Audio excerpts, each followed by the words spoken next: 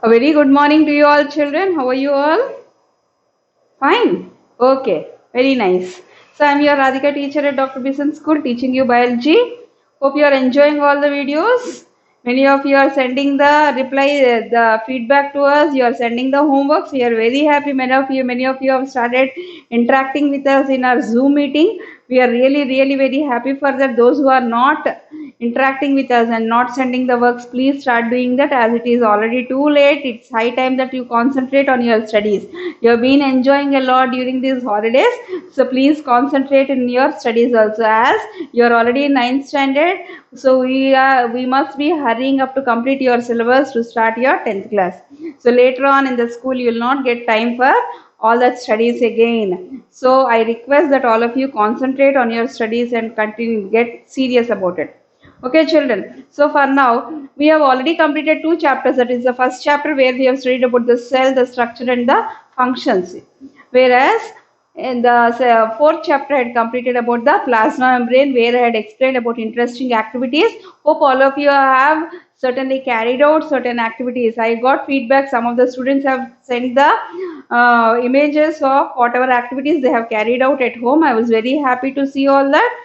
So the same thing I want again with this chapter also. So here we are going to start the second chapter, that is about the plant tissues. Now before going into the tissues chapter, okay, so in the chapter that is cell, its structure and functions, isn't it? There we have seen that the single cell in unicellular organisms, where it is made up of a single cell, it performs all the activities like the nutrition, excretion, respiration, everything the single cell is performing. But when it comes to a multicellular organism, okay, a multicellular organism, that means it contains many cells, not one cell but many cells. Then what happens? In that condition, consider that each cell is doing its own work. Everyone is running, carrying out their own work. Then what is the need of them to live together? They can as well live separately, isn't it? But that doesn't happen. We see that in any organism, be it a plant or an animal, collectively we can see certain things happening. If you consider a plant, see, can you see that there is a division of labor in the plant? You can see that the roots are absorbing the water for the plant and giving to the leaves. Leaves are performing the photosynthesis. Okay. Similarly, the stem is carrying the water to the leaves and also carrying the food from the leaves to other parts.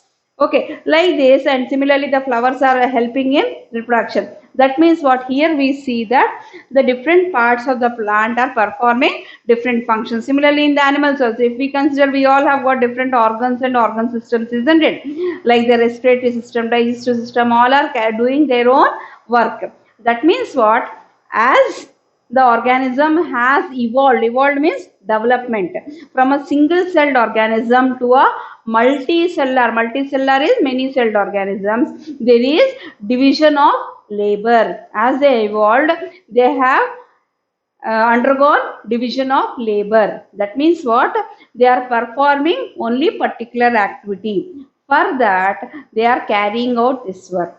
Okay, so when we want to understand about this, here a small thing is there.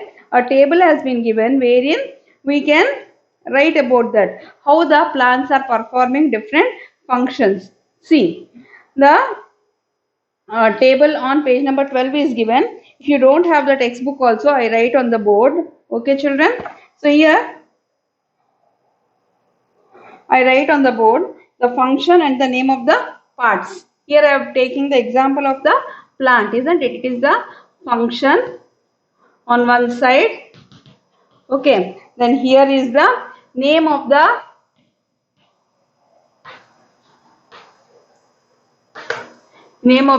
parts which are involved in the function. Okay, children. So here we see what is the function that is being performed by a particular part. Absorption of water from soil. Absorption of water from soil. Okay. Who is doing that? That is done by the roots. You can fill, if you have got the textbook, you can fill or else write in the running notes. Exchange of gases. Where does the exchange of gases occur in the plants? It occurs in the stomata. Exchange of gases. Okay, where does it occur? It occurs in the stomata, isn't it? In the leaves. Where are the stomata present? We know that they are present in the leaves. Okay, the third one is photosynthesis. We are all aware that photosynthesis occurs in the leaves. Photosynthesis. It occurs in the leaves. Okay. Next one is transpiration. Transpiration also occurs in, transpiration is what? Loss of water. Transpiration occurs through the stomata. So stomata are again present in the leaves. I don't write that again. Next, the last one is reproduction. Reproduction. So where is the reproduction occurring? It is by the flower. Basically, the sexual reproduction occurs in the flower, isn't it? That we have studied in the lower classes.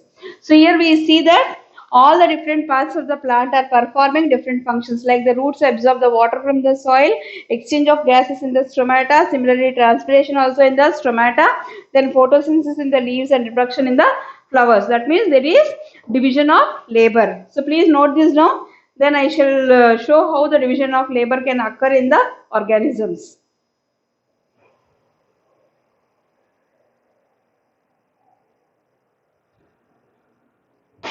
Okay, have you noted down? So I just rub it off. You can please pause and zoom in and write down from the board. Okay, now we have seen that different parts are performing, how they can perform. So I shall start with the cell. We know that the cell is the structure which is the basic unit of every living organism. Okay, now this cell will form a group of cells having similar structure and function. That is called as tissue.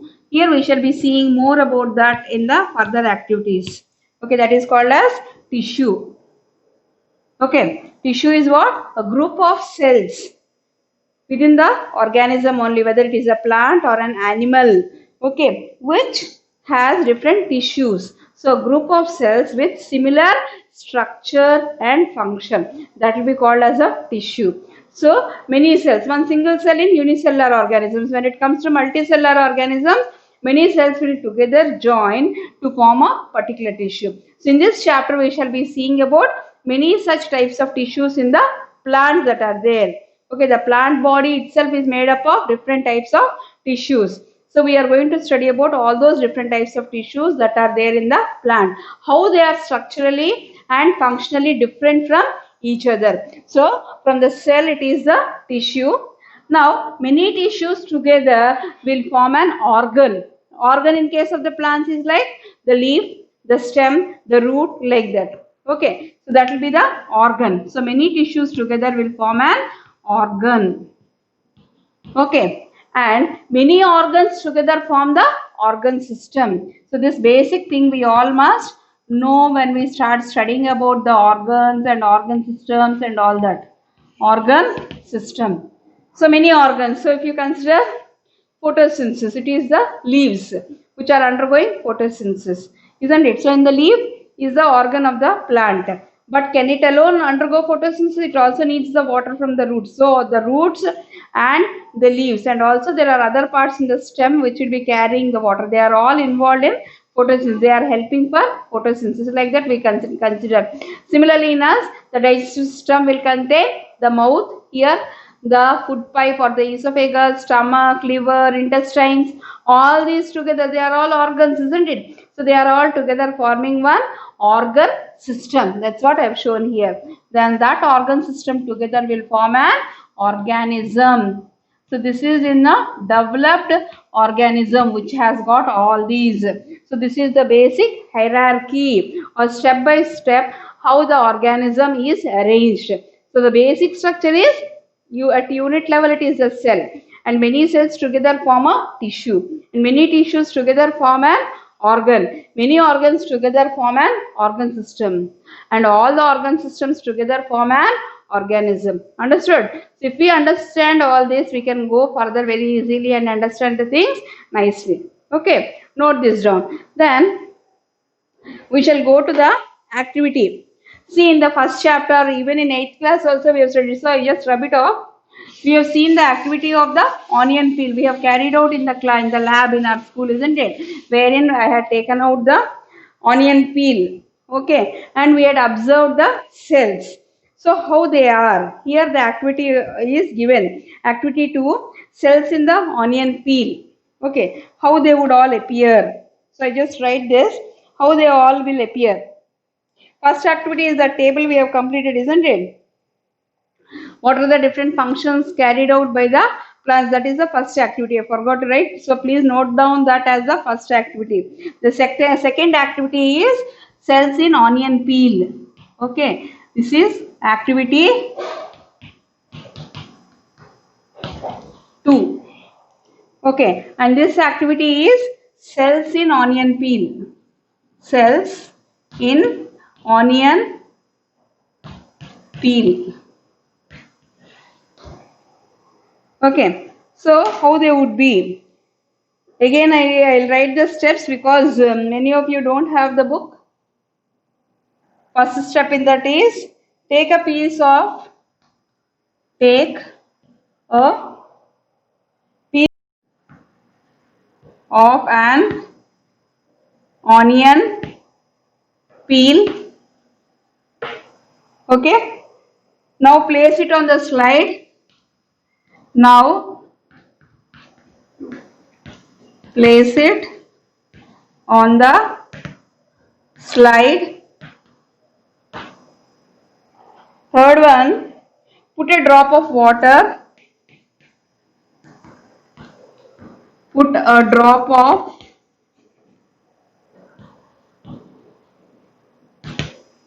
water and then glycerine. What happens with glycerine? It prevents the drying, isn't it? A drop of water. We can even add the stain glycerine on it. Okay. Observe.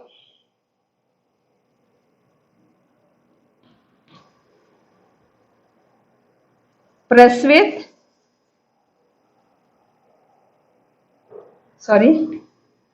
cover with the cover slip,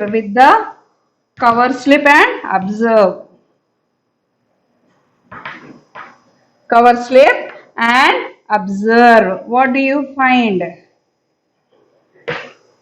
See, I have not written the name of the, I have written only the aim. This is the aim, cells in onion peel. To observe the cells in onion peel, materials required, all that you have to write. I have not written here, but you should be able to write and observe. Okay, under observations I can draw that. Observations. What I can find in that?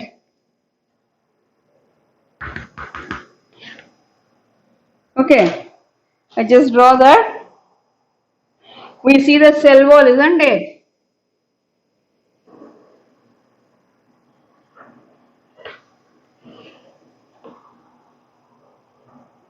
Here we can see that there are elongated or rectangular cells, somewhat like the arrangement of a bricks. That's what we have studied in the previous classes, isn't it? They appear like that.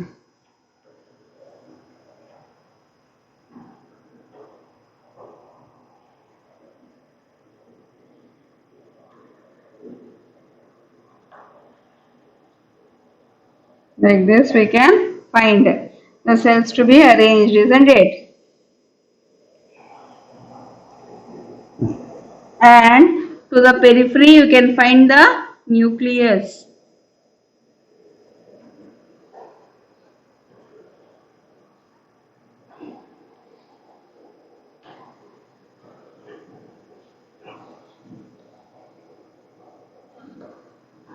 One corner you can find the nucleus. Then that means what? The vacuole is occupying most of the space.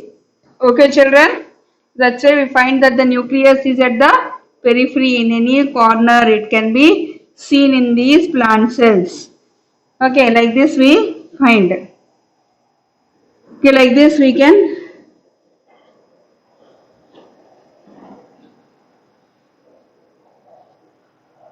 Okay, like this we have seen. So in this the cell wall, that is the cell wall. Okay, and this peripheral thing is the nucleus. Okay, and this rest of the portion we can consider as the cytoplasm, that is called as cytoplasm. Okay, so here we see that this is how a typical onion peel appears, isn't it? So how here the question is, how are the cells? Are all the cells similar? Yes, they are all more or less similar, isn't it? And how are the cells arranged? They are all tightly arranged, packed, isn't it? They are all tightly packed, rectangular in shape. Okay, and there is a peripheral nucleus. All these things we can observe in the cells of an onion peel. Okay, so this is the second activity where we have observed the onion peel. Okay, so after this we shall be seeing about the cells in the leaf peel. This onion peel is the stem you can consider. So there how the cells are, and in the leaf how they are, we shall be seeing in the activity number 3. Okay, all of you complete this, then I go to the next part.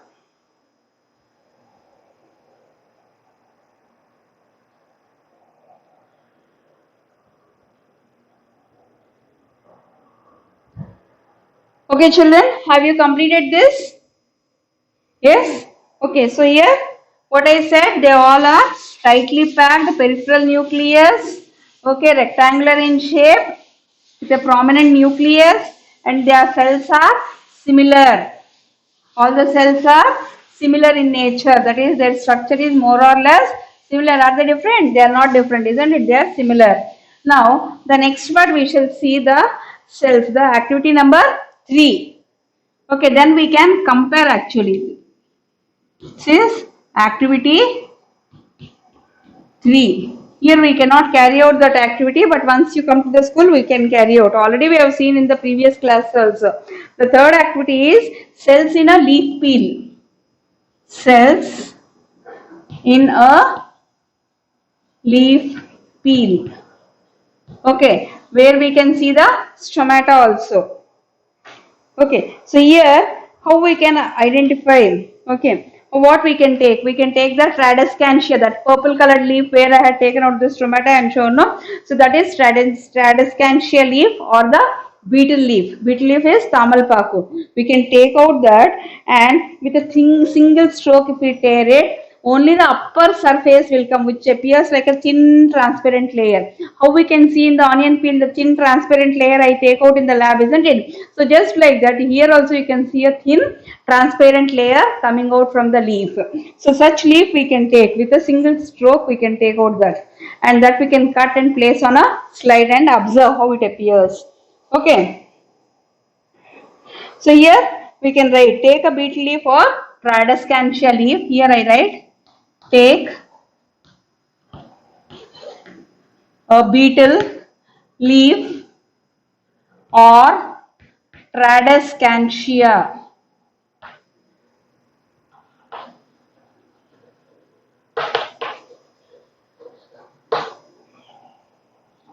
Okay, tear it with a single stroke. The next step is tear it with a single stroke. Next, so that the edge can be seen, so that a thin edge can be seen at the corner, so that a thin edge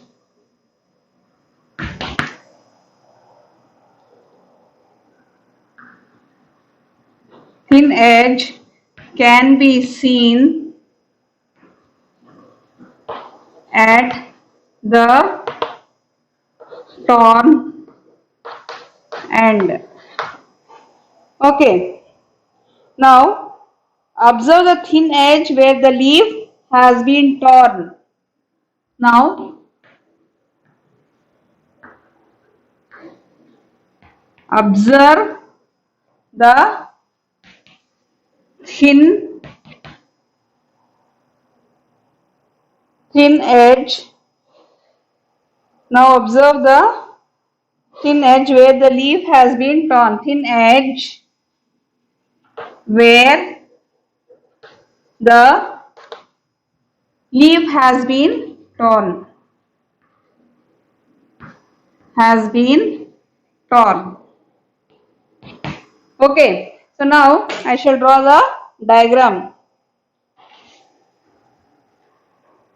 This is the observation. How it will appear in the microscope. Observation. Okay. Here how it will appear, in between that we find different kinds of cells. The cells may not be the same. Some cells will be different. Most of the cells could be like this. Okay. But in between that you don't find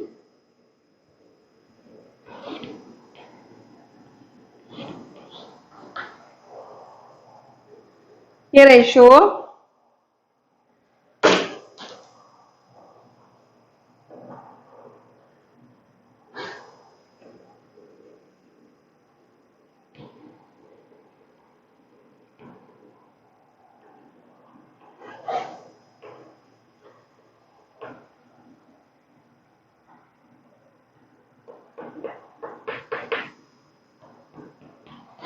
for our understanding I am drawing, but normally they could be appearing green colored only. For our understanding I am just drawing that the stomata are different. Only for identifying I am drawing with yellow color. Okay. So normally for all the cells, just the way we have seen in the onion peel, like that we can see, but in between that we can also see some small, okay, such cells with such structures we have already observed, isn't it? In our garden, similar that variegated leaves are there, potted plants are there, from that I take out and show the stomata, isn't it? So it is not only in these, but you can find in other leaves also. Okay, whichever you can take out easily and observe, there we can find the stomata. So here in between that you can find many such structures. Okay, so what are these? So here the shape of the cells is varying or not? How are these two cells? They are bean shaped. Are they rectangular in shape? No, they are bean shaped. Why they are bean shaped? Because they have certain special function. They have to close and open. So now here he is asking the question, are they all same? No, here they are not same. These are the guard cells. Guard cells. Okay, and this whole thing together is the stomata. Okay, and individually each one is one guard cell. Okay, and these are the peel cells which we can call as dermal cells. Okay, what are those dermal cells? Later I shall be explaining. Okay, so here are all the same cells the same? No. Is there any difference in their arrangement? What can we infer from the above activities? Have you noticed that the cells are in groups in both the activities? Yes, isn't it? So you can answer the cells are in groups and all of them are depending upon their structure, they are doing the work. Say here the stomata are there, the guard cells are there. How they are? They are bean shaped. If they are bean shaped, what happens? Like this the guard cell will be. Okay. Now in between that the space is there. So this is the stomata. This is the stomata. And these two are the guard cells. So whenever there is requirement, the water has to be lost from the plant, then they will open. And when the plant does not want to lose the water, then they will see, if they are like this, they will either close or open. Close or open. So depending upon the condition. If the plant has to lose the water or exchange of gases, carbon dioxide or oxygen has to be lost or taken in, at that time they will open, or else they will close. Water also during the daytime, if they have to lose the water, then the transpiration will occur. At that time they will open, or else they will close. For that they have a special shape. The bean shape is there. Okay, and accordingly they are performing the function. Whereas the other cells are more or less rectangular in shape and they are covering the whole leaf. So they are called as the epidermal cells or the dermal cells. So they are performing one function and the stomata is performing one function. That means these are all in groups and that is one group of cells, and both of them are performing different functions and accordingly their shape and size. So what I had explained in the previous in the beginning of the chapter, that a group of cells having a similar structure and function, they are called, that is called as a tissue. Okay, so here we have seen, understood the differences between these two. Okay, next, so hope you all, what you have to do is to note down this whole thing. Okay, this whole thing you have to note down. Here these are for your understanding. I have drawn this. You need not draw this. Just write down all this. Okay, children. So please complete this. So here this is the stomata. Okay. And these are the dermal cells. Complete that. Then we shall go to the next topic.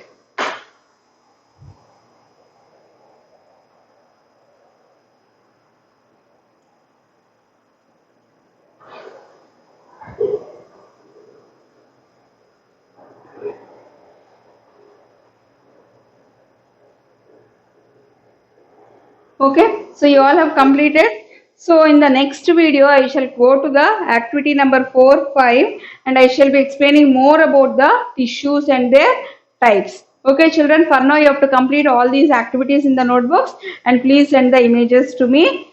Okay, without fail. Thank you all.